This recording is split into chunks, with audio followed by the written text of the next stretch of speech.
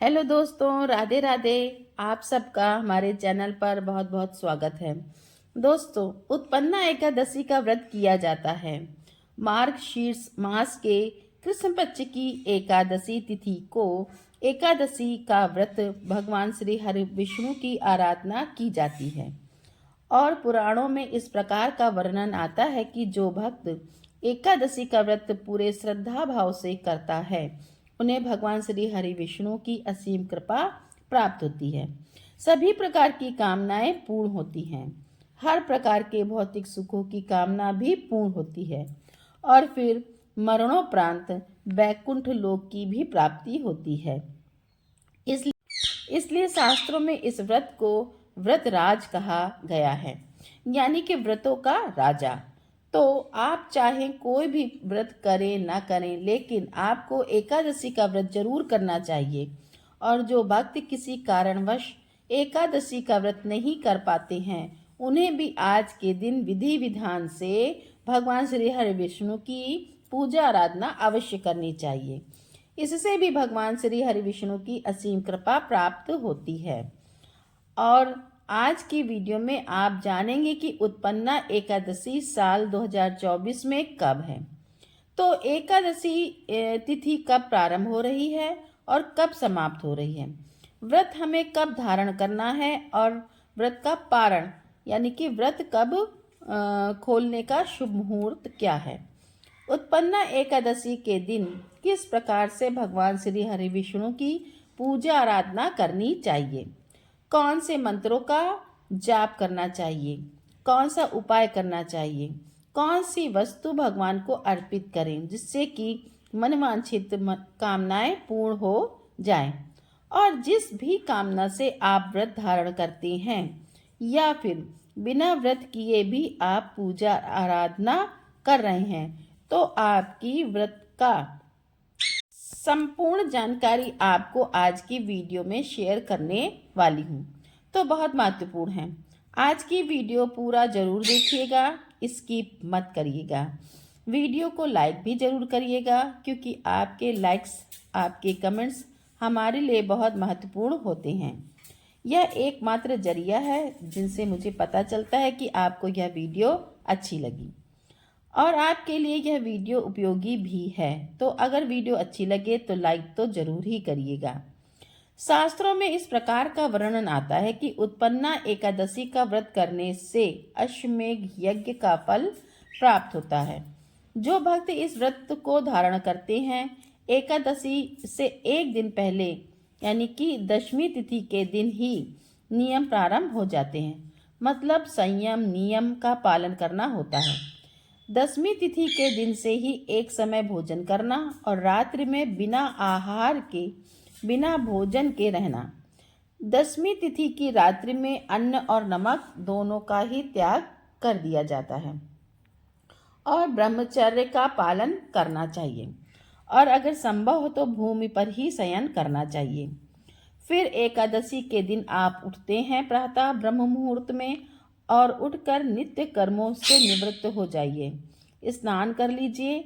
अगर संभव हो तो आप किसी पवित्र नदी में स्नान कर सकते हैं, नहीं तो घर में ही गंगा जल मिश्रित जल से आप स्नान कर सकते हैं। इसके बाद भगवान सूर्यदेव को जल दीजिए। फिर घर के मंदिर में विधि विधान से भगवान श्री हरि विष्णु की पूजा कीजिए और भगवान श्री हरि विष्णु के सामने शुद्ध घी का दीपक जलाकर अपने व्रत का, अपनी पूजा का संकल्प ले लीजिए।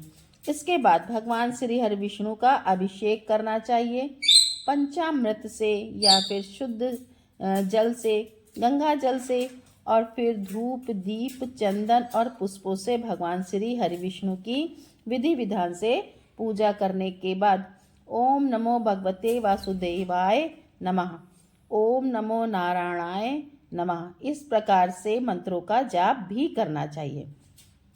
उत्पन्ना एकादशी के दिन भगवान श्री हरि विष्णु की कृपा की प्राप्ति के लिए भगवत गीता का पाठ भी जरूर करना चाहिए।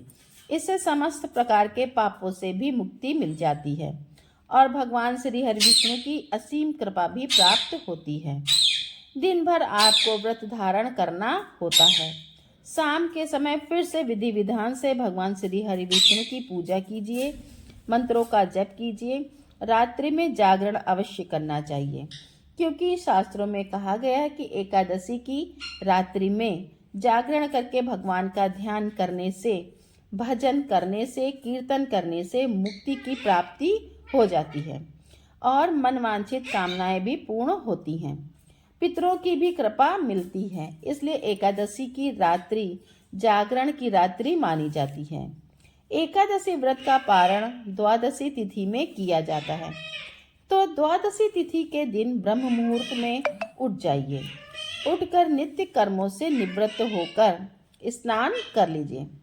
फिर भगवान श्री हरि विष्णु की पूजा करके आप अपना व्रत, अपनी जो साधना है, जो भी आपके मंत्र इत्यादि हैं, सब कुछ भगवान को ही समर्पित करके और व्रत में पूजा पाठ में अगर किसी भी प्रकार की भूल चूक हुई हो तो उसके लिए क्षमा प्रार्थना कर लीजिए। अब आपका व्रत, आपकी पूजा संपूर्ण हुई। इसके बाद शुद्ध और सात्विक भोजन बनाकर भगवान को भोग लगा दीजिए। ब्राह्मण को भोजन करा दीजिए और ब्राह्मण भोज ना करा पाए तो ब्राह्मण के निमित्त भोजन की कच्ची सामग्री निकालकर रख दीजिए।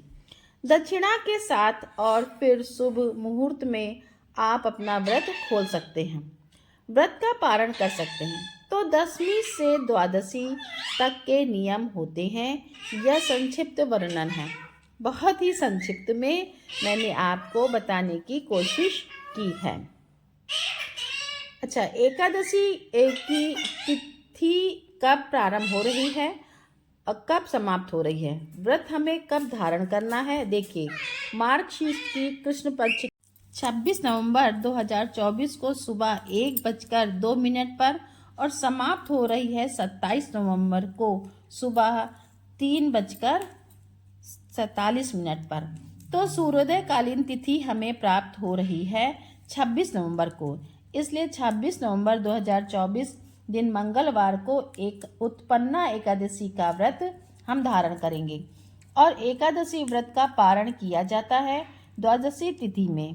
तो द्वादशी तिथि का प्रारंभ हो रहा है 27 नवंबर को सुबह 3:47 पर और द्वादशी तिथि का समापन हो रहा है 28 नवंबर को सुबह 6:24 पर।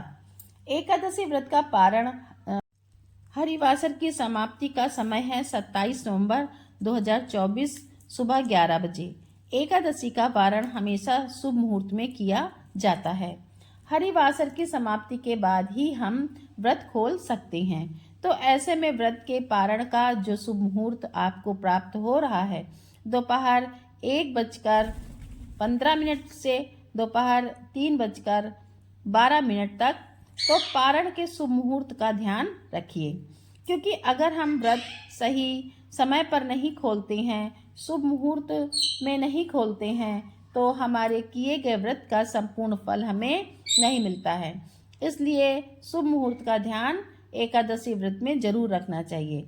अब प्रश्न उठता है कि तो क्या तब तक हम बिना कुछ खाए पिए रहें? नहीं, तब तक आप पूजा कर लीजिए। द्वादशी के दिन आप सुबह उठकर पूजा वगैरह कर लीजिए, दान की सामग्री भी निकाल लीजिए। इसके बाद आप फलाहार कर सकते हैं और फिर जब शुभ मुहूर्त हो उस समय में आप पारण कर सकते हैं।